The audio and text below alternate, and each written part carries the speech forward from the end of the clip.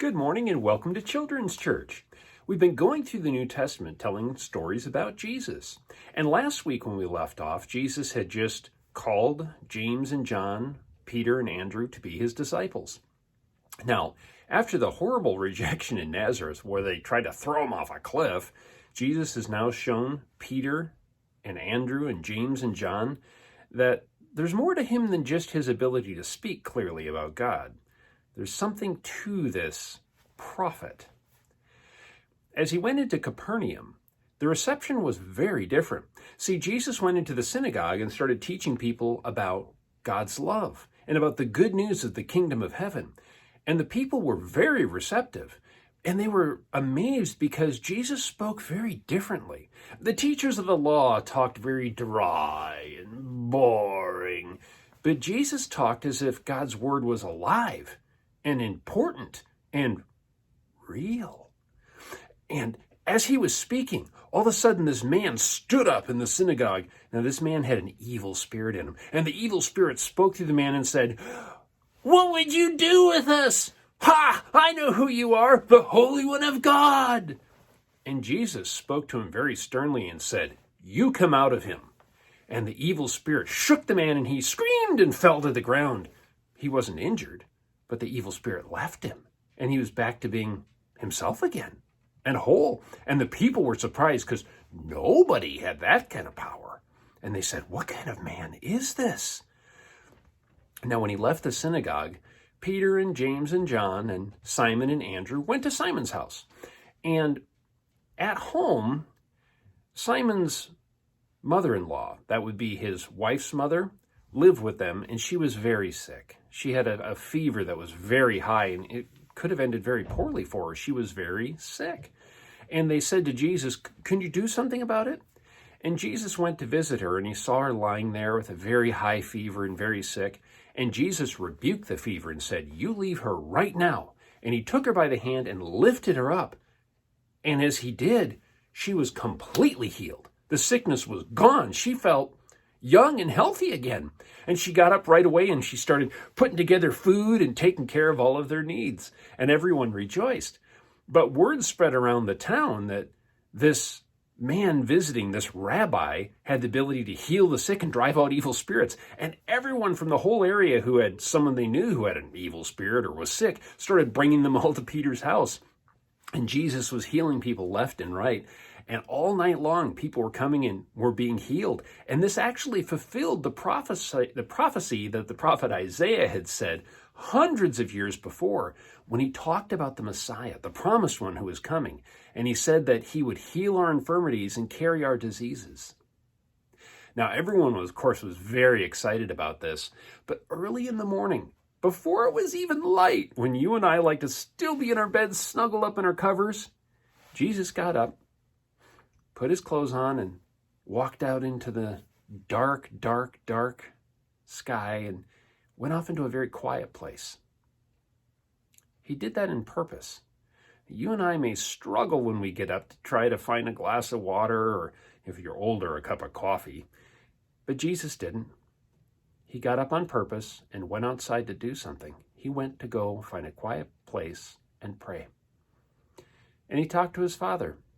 And he told him everything that was going on, everything he was thinking about. And then he would listen and get direction from God on what to do today. Who needed to hear him? Who needed to see him? Who needed a touch? Now, while he was praying, Peter and James and John and Andrew had woke up and looked around, and where Jesus had been sleeping, it was empty. Where had Jesus gone? So they got up and they started looking everywhere for him. They looked in all the obvious places. They looked in the not so obvious places. They looked in the hidey places. And finally, the quiet places. And there they found Jesus.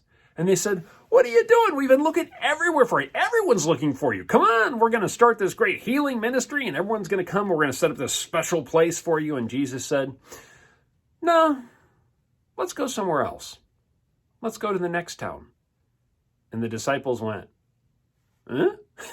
Because see, they didn't understand that. They thought, well, if you got a great thing going, well, let's build on it. Let's kind of set up camp here. I mean, Peter's house is here. They were thinking about how they're going to make this great thing. And Jesus said, no, That's not why I'm here. Let's go to the next town and tell them the good news of the kingdom. And Jesus went through all of the towns of the area, telling everyone about God's love and about how they can have a relationship with him. And he was healing sicknesses and driving out evil spirits all around. And news about Jesus spread way beyond the area of Galilee. It went all the way throughout all of Syria, which is way up to the north and off to the east, and everywhere around. People who knew someone who was sick or had an evil spirit, they would bring them and try to find Jesus wherever he was. And it was hard because he kept moving around. Now, as Jesus went along, some diseases you would think are pretty easy. Some are scary and hard. One of the scariest and hardest was leprosy. Very contagious. And if you had it, you had to go away from everyone. And the doctors couldn't heal it. And the Bible tells us there was a man who had leprosy. And he was in really bad shape. And he didn't know if Jesus would pay him any attention. And he came to Jesus, even though he had leprosy, and he was supposed to stay away from everyone who didn't have it. And he said, Jesus, if you're willing, I believe you could heal me. And Jesus had compassion on this man in this terrible condition he was in. It's smelly, yucky, looked horrible. And Jesus said, I'm willing. And he reached out and he touched him. Now, you wouldn't do that with a leper. You're supposed to stay way away from him. Beyond social distancing, you're supposed to stay way away. But Jesus walks right up to him and he touches him. The first touch this man has felt in probably years.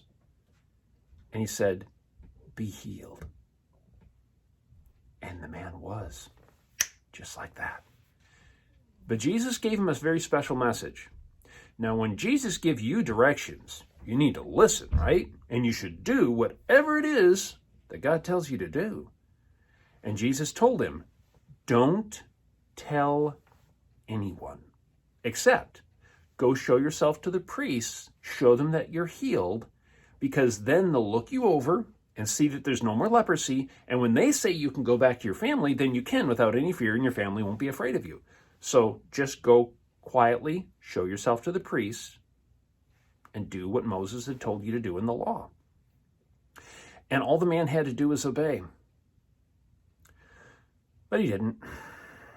He was so excited that he'd been healed, he went around telling everyone that Jesus had healed him of leprosy. And as a result, so many people wanted to go and find Jesus and see him just to see what wonderful, cool things he would do, because they didn't have the internet. They didn't have movies and shows. So if there was something exciting to see, well, everyone would crowd to go see it. And pretty soon, Jesus couldn't go anywhere because the mob of people that just wanted to watch, they didn't care about God or what God was doing. They just wanted to see something cool. Wow. Ooh, look at that. And as a result, the people that Jesus needed to talk to couldn't get close enough to hear him. So Jesus couldn't freely move about anymore, and he had to go out into the wilderness, into the lonely places where there was just animals, and kind of move from place to place like that. Well, because the person who wanted to be healed wouldn't listen and obey. That's the end of this week's story. There's a lot in that story. And it's a really important story to remember, especially as we start talking in school and we hear about people who are getting sick and some people who are getting really sick and not getting better. And we start thinking, wow, I wonder if I could get really sick too. And it's scary, isn't it? And there's a lot of grown-ups who are really scared of getting really sick too. Now, people got really sick back in the Bible time too. Remember Peter's mother-in-law? But was Jesus able to do something about that? Yeah. Has he changed? No. God still has power, doesn't he? Is God willing to do something about it? He is. Remember what Jesus said to the leper? I'm willing. But one of the questions is, are we like the people of Nazareth who don't believe, or the people of Capernaum who do? And we don't always understand why God does things the way he does, do we? But it's important for us to remember that God loves us, and to remember who he is and to believe in him, isn't it? Go back and listen to our story one more time, and I'll ask you some questions about it, okay? Go back and start over. I'll wait. Okay. Our questions. First off, what did you like about this story? What pleased you? Next, what did you not like about the story? What displeased you? What does this story tell us about people? What people are like? Think about the people in the synagogue in Capernaum when Jesus was first teaching them. Think about Peter's mother-in-law. What did she do after she was healed? What about the disciples and how they thought Jesus was going to do things? And how about the leper, the person who had the incurable disease? And was he obedient? What are people like? It's a big question. What does this story tell us about God? What God is like? How does God feel about us? Is God scared of diseases? What does this story tell us about God and how Jesus dealt with different people? What about this story touched you the most? What meant the most to you about this story? And what should I do differently because of this story? Now remember, this one needs to be answered, I should something. I look forward to seeing your answers down in the comments field too. And the last question, who should I tell this story to?